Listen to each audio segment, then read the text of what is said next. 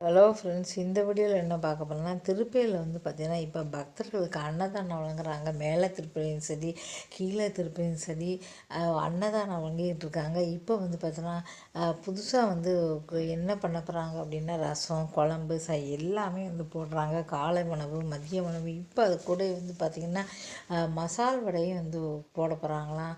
அவங்க வந்து பார்த்திங்கன்னா பிப்ரவரி 2ஆம் தேதியிலேருந்து எல்லாருக்குமே அந்த மசால் வடையும் சேர்த்து போட போகிறாங்க. எப்போவுமே சாப்பாடு சாப்பிட்டவங்களுக்குலாம் தெரியும், ஒரு நாளைக்கு 5000த்துக்கு மேற்பட்டவங்களுக்கு வந்து சாப்பாடு போடுறாங்க. சாப்பிட்டவங்களுக்கு தான் அந்த சாப்பாடுனுடைய சுவை அவ்வளோ அருமையாக இருக்கும்.